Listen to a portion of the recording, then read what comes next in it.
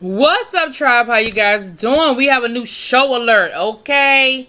The new show is Cherish today on OWN. Executive Director Ava DuVernay. Um, they say this is supposed to sort of be like the replacement for Love Is. Now, I don't know if y'all were watching Love Is, but Love Is was my show. They had renewed it for a second season, then they canceled it. I ain't getting into all the reasons, but this was supposed to sort of be that black love replacement, I guess. So let's just run through the show, and then I'll kind of give you my first thoughts and ideas on the show. The show deals with, obviously, a guy and a girl character. Um, the guy is Evan Fisher, played by Alon Miller. And he's an executive. It sounds like he kind of comes from a middle class home, but it sounds like they had their issues. Sounds like there's some religious stuff going on there. We'll get back to that. But we start, and then the female character is played by Yosha. I'm not going to pretend like I can say her last name, so y'all know how I'm about names. I'm gonna just leave it there. But she is Gently James. And she's that free spirit. She's the total opposite. He's a plan everything kind of person. She's a I'll wake up and decide what I want to do.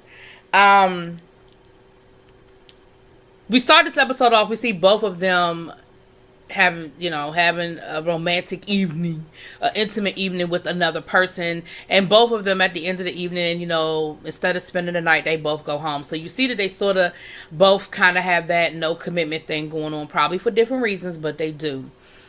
So the next day we see Gently. She's a caretaker to an older woman. We find out more about her later, but that character is played by Cicely Tyson.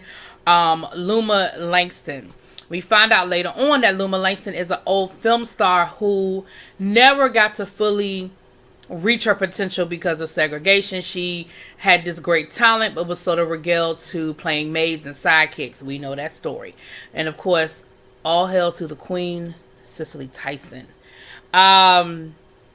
But she plays her caretaker, and they have a really great relationship. Cicely, Luma even says, "Look, you remind me a lot about myself."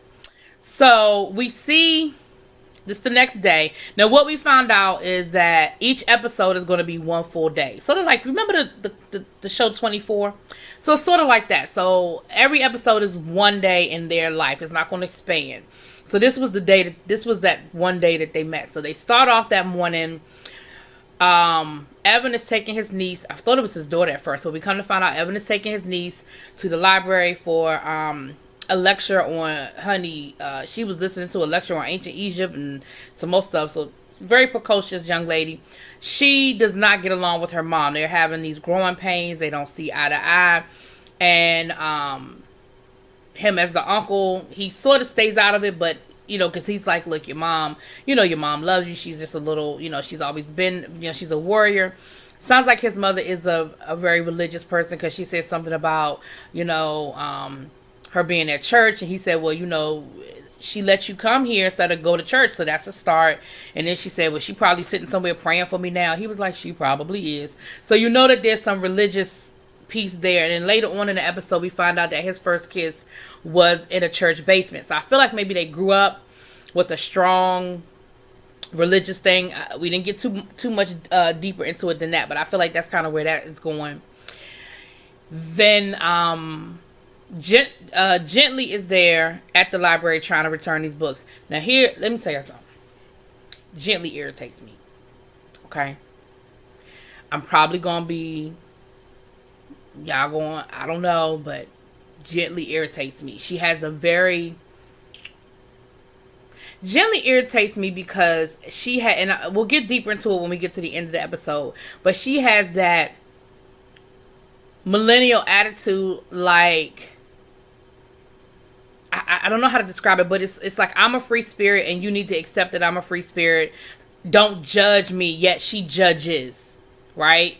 So she is sitting there arguing with the librarian, aka Charmaine from the Cosby Show and The Different World. But she is sitting there arguing with this woman because the library book she's trying to return have a $200 fine. And she is arguing with this woman, basically telling her that she should waive the fine because the books belong to Luma Langston, and she is such a grand matriarch, of the community, that she should be entitled to not have to pay her damn library fines. Now, here's the thing.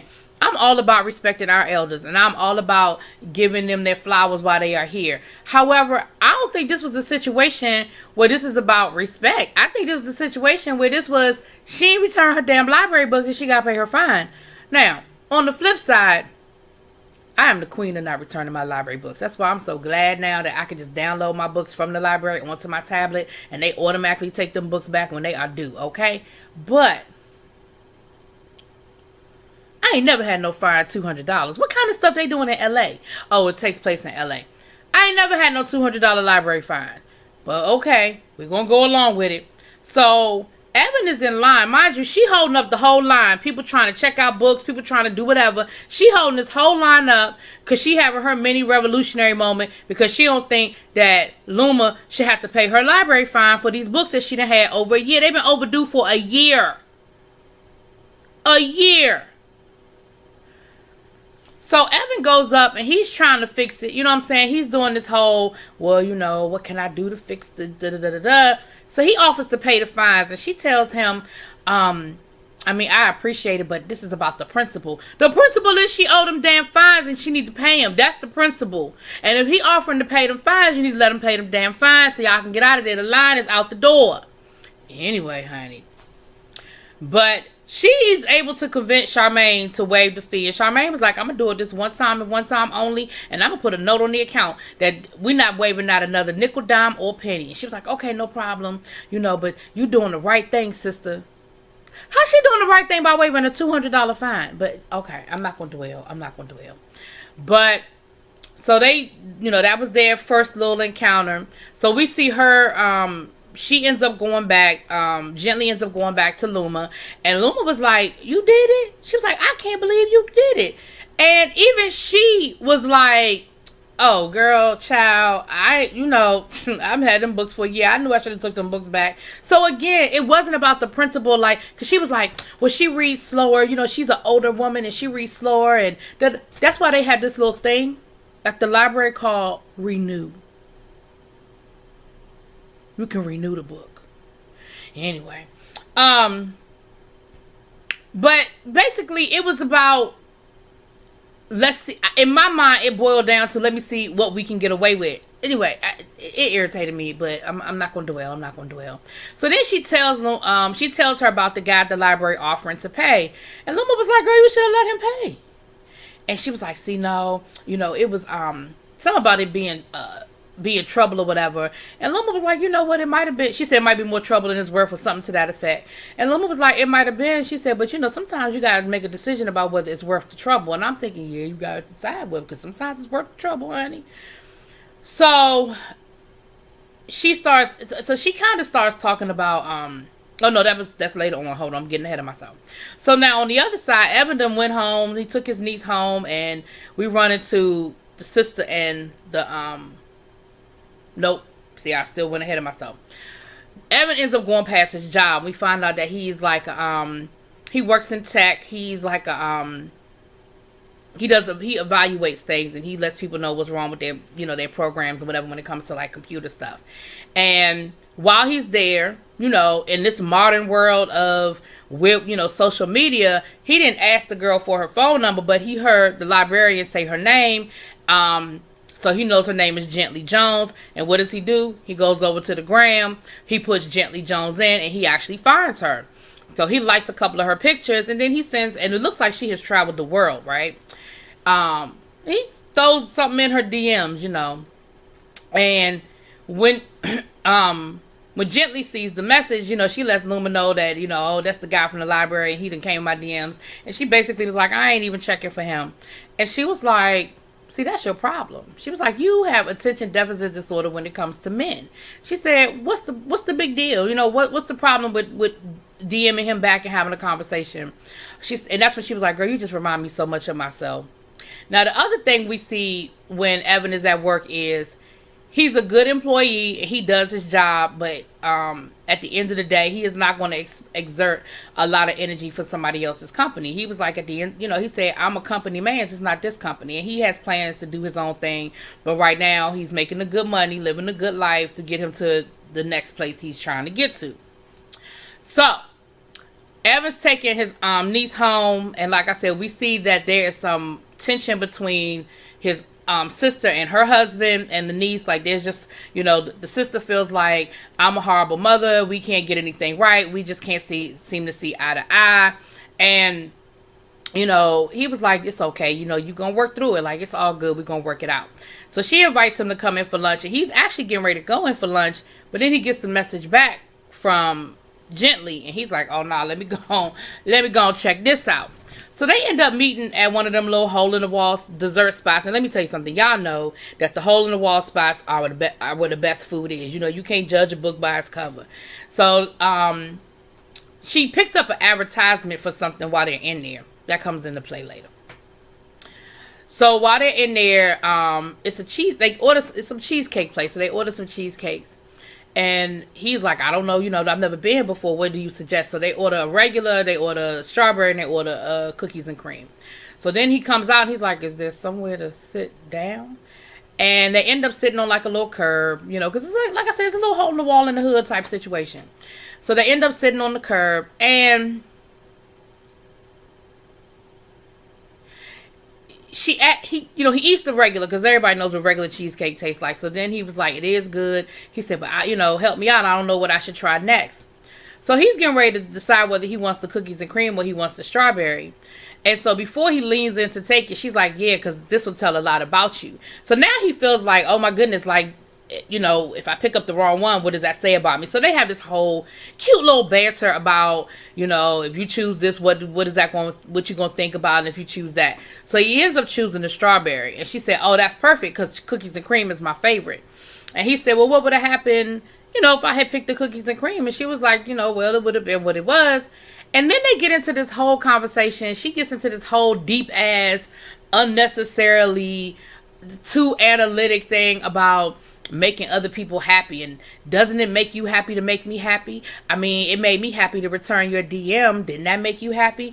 Don't you want to make me happy? Giving me the cheesecake that I wanted made me happy. And he was like, well, what if it would have made me happy to take you to a nice restaurant, a sit down restaurant somewhere else? And what if it would have made me happy to do something else? He said. And she said, then I wouldn't be here, because that wouldn't have made me happy. I was like, what the So again, it's about what makes you happy. It's not about what makes him happy. Because you were happy going to the little hole in the wall. I mean, he went along with it and he was cool. But what if he was like, yeah, nah, I don't really, I can't really get on that side of town. Let's meet somewhere a little different. You wouldn't have met with him? Y'all, I'm telling you, Gently get on my nerves. So from there, she's taking him. I mean, he's giving her a ride home because honey, got a bad Tesla, honey. I love me a Tesla. One of my good friends has a Tesla, and baby, I make up excuses to get in that thing. Anyway, but she doesn't drive. She doesn't have a car, and so he's taking her home. And while they're riding home, she says she has to go pick up a truck because she's going to go get this refrigerator. That's what she saw the advertisement for. She's going to go pick up this refrigerator, or at least go see about this refrigerator.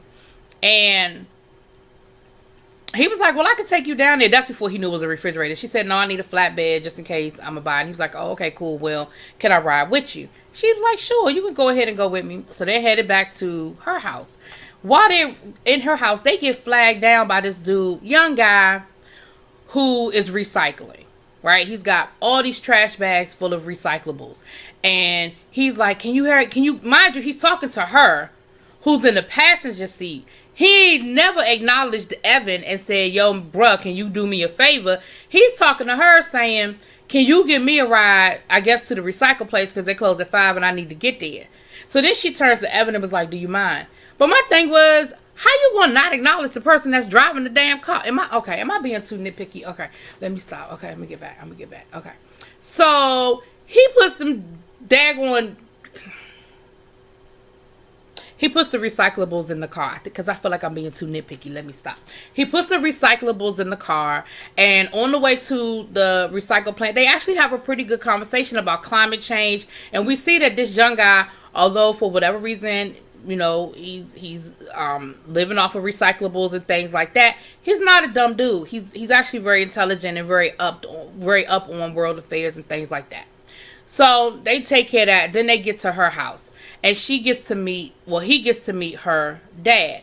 It is clear that the father, and it was like his best friend rose up on him talking about some, yo, bro, what set you claiming? I said, are we in a 1996 Boys in the Hood sequel? What set you claiming? I don't live in LA. I don't know nothing about LA. But is that how they still greet people? Let me know. So,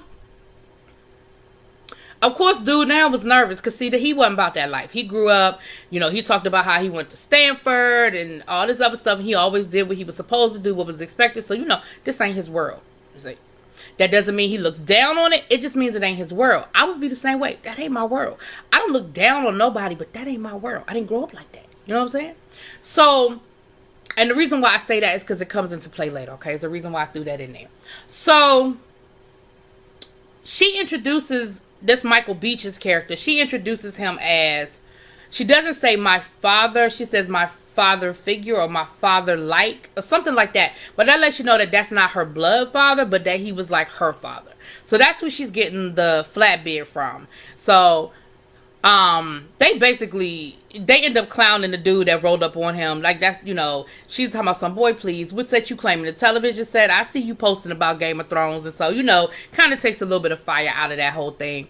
So as they're walking over to the flatbed, honey, he keep looking back at his Tesla like, I don't know about my Tesla sitting in this neighborhood while we go run this errand. But but Michael Beach character was like, you good, ain't nothing gonna happen in this neighborhood unless I say so. I'll keep an eye on it. Your car is straight. And he was like, then he tried to play it off like, oh no, we good. No, it's cool. Oh no, it's cool. But then he turns around and he says, and nice to meet you, and goes and shakes his hand. And I think, and you saw Michael Beach, you saw his character, his whole sort of demeanor change, and I felt like that meant a lot. That little gesture, went a long way. So now they're driving down. They end up going down to Carson to go check on this refrigerator. They get there. The place is closed. They got to sign up. It's like a well, how you want to describe it? It's like a not a flea market, but a flea market type setup situation. But it had a sign up basically saying we'll be back in an hour.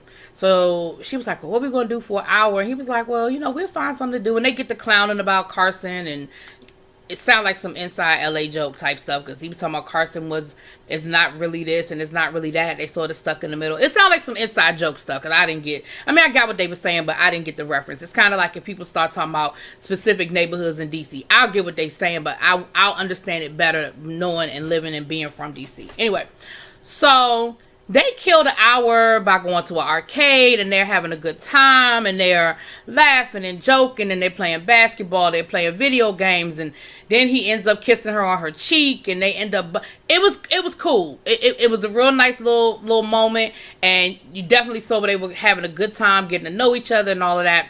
So then they're in the flatbed, and they're eating some nachos, honey, and they get to talking, and he was saying how, I think that's what he was saying. He went to Stanford or whatever. And so he asked her, he said, well, where'd you go to school? And she said, I didn't.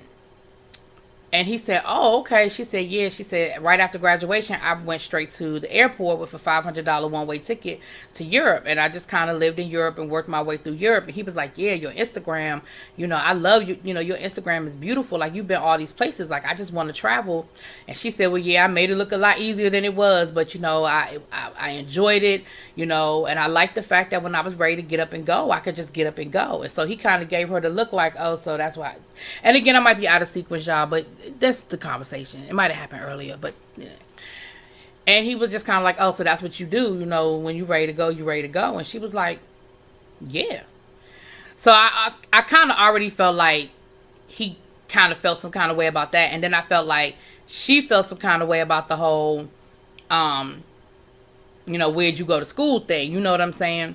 So then he said, yeah, something about going to school and getting scholarships and stuff like that, or something like that he was saying. And she said, she said, I was good if I went to school more than 2 days a week. And he was like, really? He was like, well, where were your parents? Now, let's be clear. I would have asked the same damn question.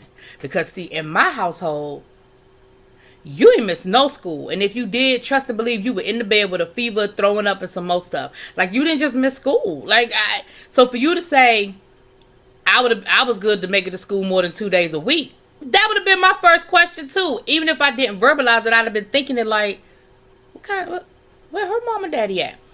And she was like, and she automatically got an attitude. And she was like, my dad died in the streets. And he took, Pops took me in.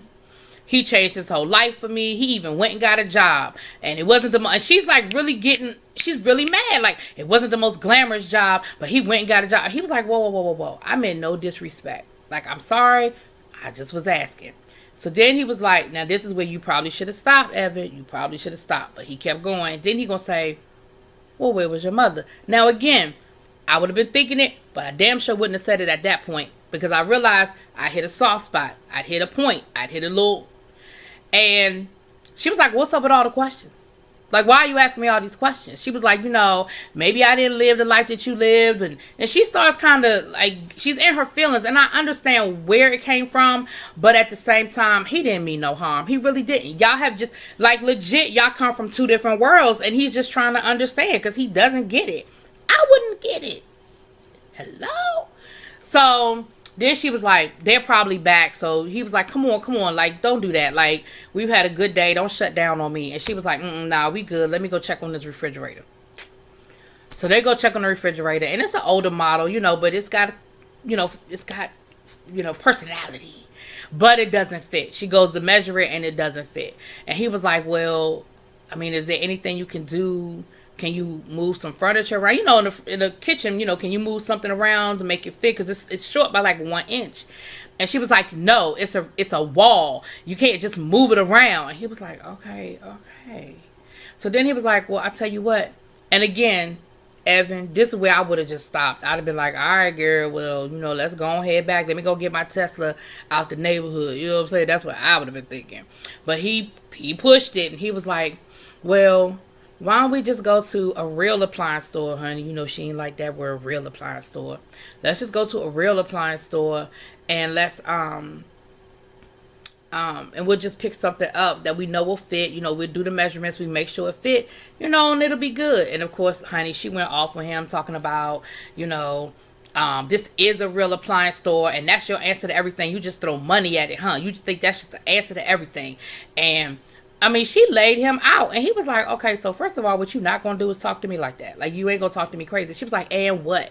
And so what if I did talk to you crazy? Now, see, mind you, this is what I'm talking about now. She's judging him because he likes to buy shit from a store where there's a warranty. Me too. And so I feel like you're mad at him because you feel like he judged you. But now you're turning around and you're doing the same thing to him. You're judging him. She was like, well, that's, I don't handle things the way you handle things. And And so anyway, they get into this argument. And he was like, she said, so either you coming with me, get in the car because I'm ready to go. He was like, yeah, no, I'm good. You can go. He was like, that's what you was going to do anyway, right? You was just going to run off anyway. Honey.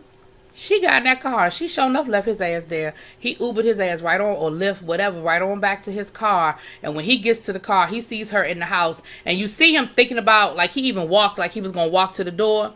But she's looking at him. And it's like a sheer curtain. So it's not like they're looking directly at each other. But she sees him and he sees her. And you can see both of them sort of thinking, like, maybe I should say something. But he ends up pulling off, honey. And that's the first episode. So let me say this to you guys. I'm going to stick with it, but I don't know how I feel about it. But because of, David Makes Man, y'all remember I wasn't really feeling David Makes Man like that, but I ended up loving it. So I'm going to give it some time. But I don't know about this. And Miss Gently, I'm just not feeling her. I'm just not feeling Miss Gently now. Now look, y'all let me know what y'all think. Y'all let me know how y'all feel about this show. Drop it in them comments and let's make it work. All right. Talk to y'all later. Peace.